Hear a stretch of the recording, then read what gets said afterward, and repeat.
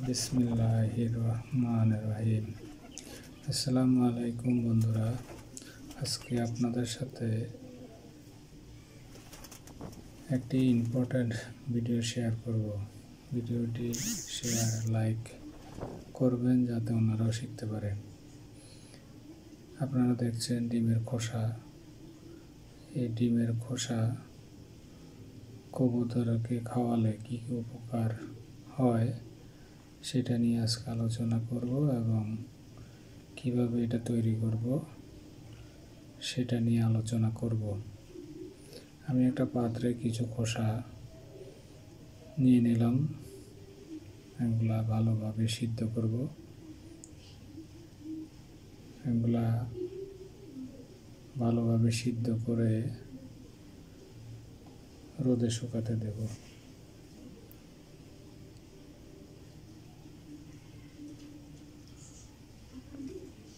এই যে সিদ্ধ হয়ে গেল, আমরা একটা ডিশে তুলে নিচ্ছি। ডিশে তুলে নিয়ে সুন্দর করে এগুলাকে একটু হালকা করে নেব।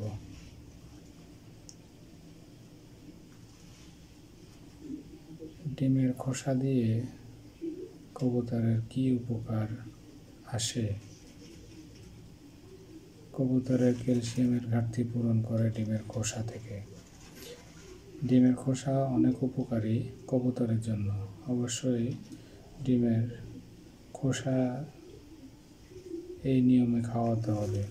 কবুতর অনেক সময় ডিমের খোসা পাতলা হয়, ফলে ডিমে তা দিতে গেলে ডিম ভেঙে যায়। ডিমের খোসা খেলে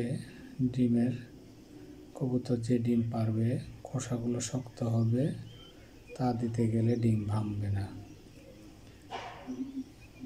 আমি এই খোসাগুলো সুন্দর করে রোদে শুকিয়ে নিলাম। একটি শিল দিয়ে এগুলোকে সুন্দর করে গুঁড়ো করে নেব, যাতে কবুতর খেতে সুবিধা হয়। কবুতর যখন ডিম পাড়ে তখন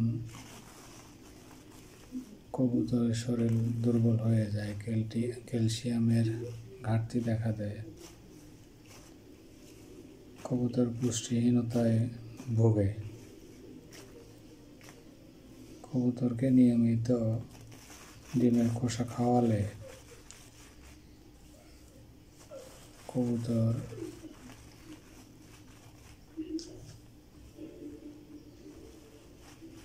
ডিম পাড়ার পর দুর্বল হবে না।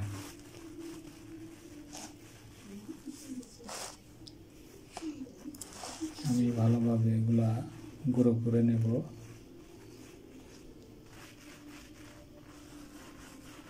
ছোট ছোট হলে কবুতর খেতে সুবিধা হয়।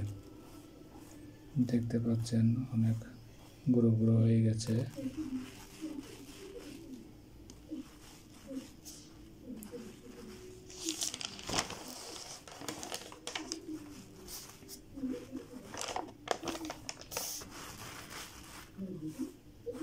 ডিমের খোসা আমরা বাড়িতে যে ডিম খাই, অনেকে ডিমের খোসা ফেলে দেয়। এগুলো জমিয়ে রাখলে অনেকগুলো হলে সবগুলো একসাথ করে খাওয়াতে পারেন। আমার কবুতরগুলো দেখছেন, এরা সবাই নেমে আসতেছে। আমি অনেক সময় গ্রিডের সাথে খাওয়াই, অনেক সময় এমনি আলাদাভাবে খাওয়াই, অনেক সময় কবুতরের যে খাবার দেয় খাবারের সাথে একসাথে দিয়েও খাওয়াই। এক এক সময় এক এক রকম করে খাওয়াই।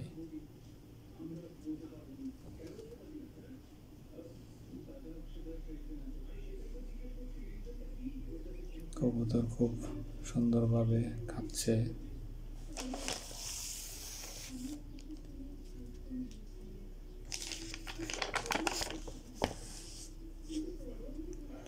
ভিডিওটি ভালো লাগলে লাইক, সাবস্ক্রাইব করে সাথে থাকবেন। ধন্যবাদ।